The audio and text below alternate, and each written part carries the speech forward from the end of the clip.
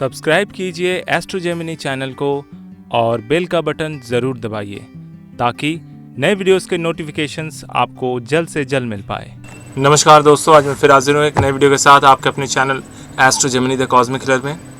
आज जो आपके सामने यहाँ पर आप चार्ट देख रहे हैं, ये एक ऐसी महिला का है जो अपने लाइफ में इनकी शुरुआत कुछ और होती है, वो काम कुछ और करती हैं और फिर बाद में वो बहुत प्रॉस्पेरस बन जाती है। तो पहला जो है डेट ऑफ बर्थ इनका है 30 अगस्त 1968, 3:55 दिल्ली इनका जन्म है और उस हिसाब से बनता है कर्क लग्न।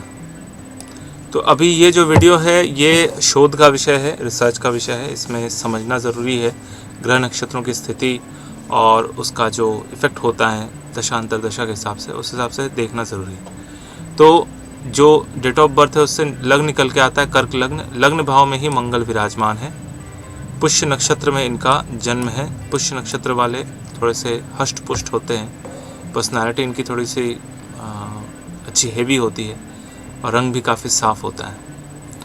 मंगल जो है लग्न में बैठ के चंद्र के ऊपर पूर्ण दृष्टि डाले हुए हैं, चौथे भाव में चौथी दृष्टि डाले हुए हैं, सप्तम भाव में दृष्टि डाले हुए हैं। तो यहाँ पर देखना यह है कि उनका जो चौथा भाव है ये इसको भी काफ़ी ज़्यादा बल मिल रहा है, क्योंकि यहाँ पर चंद्रमा है, हालांकि 29 डिग्री के हैं, अस्त है, लेकिन फिर भी तुला राशि में है, वायु राशि में इनका जो चंद्रमा है।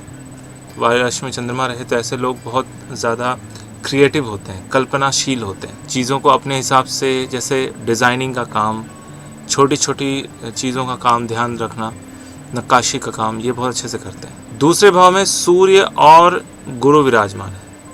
मैंने अपने लास्ट के कुछ वीडियोस में दूसरे भाव में बताया कि सूर्य और गुरु के इफ़ेक्ट्स क्या क्या होते हैं। तो मैंने पहले ही कहा था आपको कि सूर्य गुरु जब दूसरे भाव में विराजमान होते हैं तो ऐसी अवस्था में व्यक्ति के पास गोल्ड ज्वेलरी या फिर ज्वेलरी से रिलेटेड काम, या फिर ऐसे लोग ज्वेलरी बहुत ज़्यादा पसंद करते हैं। तो ये भी कुछ उसी फील्ड में गई और अंत में काफ़ी सक्सेसफुल हुई। बाद में मैं उस पर आता हूँ। तो सूर्य और गुरु जो है धन भाव को बहुत ज़्यादा प्रभावित कर रहे हैं और ये अपने काम में बहुत ज़्यादा माहिर। हालांकि अगर आप प्राइमरी एजुकेशन देखते हैं, इनका पंचम भाव जो है और चौथा भाव जो है, चौथा भाव चंद्रमा है और मंगल की दृष्टि भी पड़ रही है, तो उनकी प्राइमरी एजुकेशन तो लगभग ठीक ठाक हुई।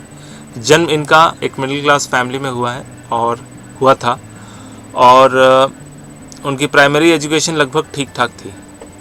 ठीक है, थोड़ा बहुत बीच में गैप आए, कुछ फाइनेंशियल इश्यूज आए, उसके बाद गैप आया। उसका सबसे बड़ा कारण था कि शनि की जो दृष्टि है, उस सप्तम दृष्टि चौथे भाव में पड़ने की वजह से शनि और चंद्र का जो ये इफेक्ट बन रहा है, विषयोग बन रहा है, इस वजह से उनकी प्राइमरी एजुकेशन में थोड़ी सी दिक्कत, मतलब रुक के आगे बढ़ी, चली, मतलब कंप्लीट हुए लेकिन रुक के। फिर देखिए जो इनका पंचमेश है, हायर एजुकेशन, ग्रेजुएशन इन्होंने कॉमर्स से किया। हायर एजुकेशन के जो अधिपति हैं वो नीच के हैं, अश्लेषा नक्षत्र में नीच के विराजमान है। तो इन्होंने ग्रेजुएशन भी कर ली, पढ़ाई कर ली, बेसिक ग्रेजुएशन किया कॉमर्स से, और अल्टीमेटली उस कॉमर्स बैकग्राउंड से उन्होंने कुछ नहीं किया, बस पढ़ाई करनी थी, कर ली, बहुत ज़्यादा उसके पीछे अपना टाइम वेस्ट नहीं किया। थर्ड हाउस इनका काफ़ी स्ट्रॉन्ग था। क्यों?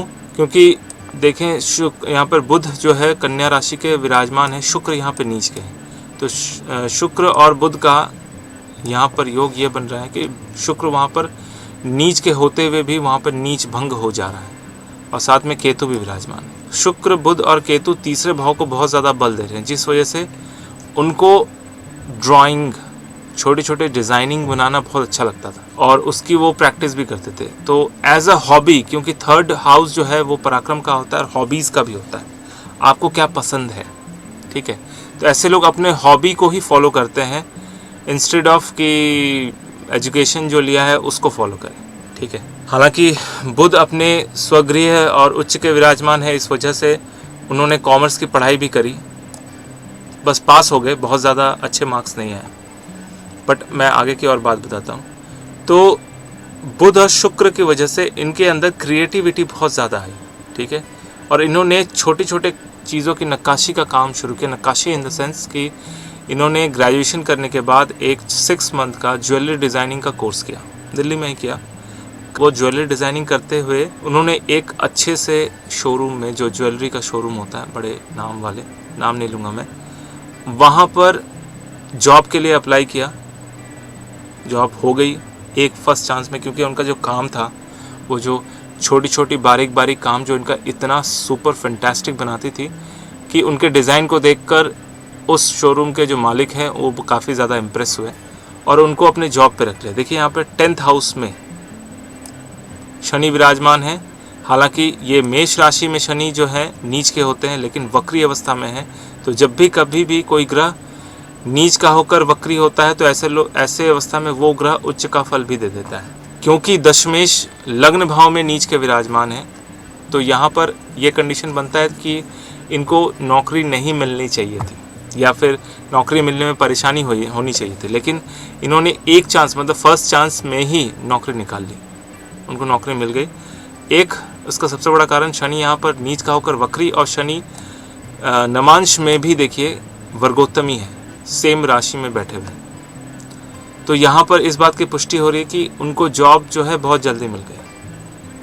अब यहाँ पर यह हुआ कि क्योंकि शनि दशम भाव में बली होते हैं, स्ट्रांग होते हैं, दशम जो है ये इनका कारकत्व के हिसाब से सिग्निफिकेटर हैं इस घर के दशम भाव के, तो वहाँ पर शनि बली है, सद्बली दिग्बली कह सकते हैं। तो यहाँ पर शनि ने जॉब दे दिया, उन्होंने सर्विस किया। Job in the sense service, job एक ही बात है, जॉब मतलब नौकरी किया। नौकरी करने के बाद करीब वहाँ पर इन्होंने 6 साल नौकरी करी, ठीक है। 6 साल नौकरी करने के बाद उन्होंने, यहाँ पर एक चीज़ गौर करने वाली बात है, इनका जो सप्तमेश और अष्टमेश ये शनिदेव हैं और वो विराजमान है दशम भाव में। सप्तमेश जब भी दशम भाव में विराजमान होते हैं या दशमेश सप्तम भाव में विराजमान होते हैं, सबसे पहले ये बता दूं कि जब सप्तमेश दशम भाव में विराजमान होते हैं तो ऐसे लोग बिजनेस करते हैं बाद में जाकर। एट द सेम टाइम जब दशमेश सप्तम भाव में होते हैं तो भी ऐसे लोग बिजनेस करते हैं बाद में जाकर। स्टार्टिंग में पहले जॉब करते हैं फिर बिजनेस में उतर जाते हैं। बट इनकी कुंडली में सप्तमेश दशम भाव में विराजमान होने की वजह से इन्होंने लव अफेयर किया उस शोरूम के मालिक के साथ और उन्हीं के साथ शादी करके परमानेंटली उसी शोरूम की मालकिन बन गई। और ये जो है इनके लाइफ में एक बहुत ही बड़ा मेजर चेंज था। जो एक लड़की मिडिल क्लास फैमिली से उठ के एक करोड़पति घर की बहू बनी। एक बहुत इंटरेस्टिंग स्टोरी, बहुत इंटरेस्टिंग कुंडली। मतलब ऐसा नहीं लगता कि ये थोड़ा सा फिल्मों में होता है कि लोगों को अचानक से किस्मत में एकदम से लॉटरी लग जाना, बट इनकी लाइफ में ये चीज़ हुआ। ये एकदम simple middle class urban family की थी। नॉर्मल एजुकेशन के बाद इन्होंने as a hobby jewellery designing join की। ज्वाइन करने के बाद इनको जॉब भी मिल गई। जॉब मिलने के बाद एकदम से, क्योंकि ये एक अच्छी डिज़ाइनर थी, दिखने में भी अच्छी थी, खूबसूरत थी, इस वजह से लव अफेयर हो गया। यहाँ पर देखिए शुक्र नीच के होते हुए भी बुध के साथ विराजमान होने की वजह से वहाँ पर शुक्र का नीच भंग हो गया है, ठीक है।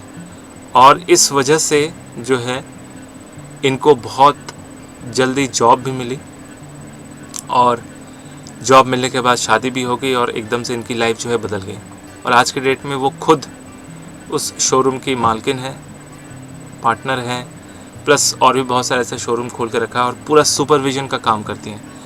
ऑल ओवर वर्ल्ड में इनका जो है शोरूम का चेन है और मतलब गोल्ड ज्वेलरी के शोरूम का चेन है और काफ़ी फेमस है ये। और सुपरविजन करती हैं, टोटल ज्वेलरी डिज़ाइनिंग इनके शोरूम में इन्हीं का होता है।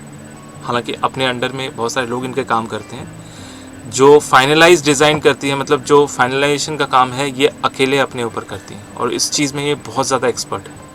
तो आप भी देखिए कि आपकी कुंडली में इस तरह के कोई योग बनते हैं कि नहीं, जिसमें लाइफ जो है यूँ चुटकी बजाकर अचानक से चेंज हो जाए, अचानक से कोई व्यक्ति मिडिल क्लास से हाई क्लास में कन्वर्ट हो जाए, ठीक है। तो आपको मेरा वीडियो कैसा लगा कमेंट करके ज़रूर बताइए। अगर अच्छा लगा तो लाइक कीजिए, दोस्तों के साथ शेयर कीजिए। अगर आप नए हैं तो सब्सक्राइब करना बिल्कुल ना भूलें। सब्सक्राइब करते वक्त घंटी का बटन और साथ में ऑल का बटन ज़रूर दबाएं। मेरा वीडियो देखने के लिए आपका बहुत बहुत धन्यवाद। सब्सक्राइब कीजिए एस्ट्रो जेमिनी चैनल को और बेल का बटन ज़रूर दबाइए ताकि नए वीडियोस के नोटिफिकेशंस आपको जल्द से जल्द मिल पाए।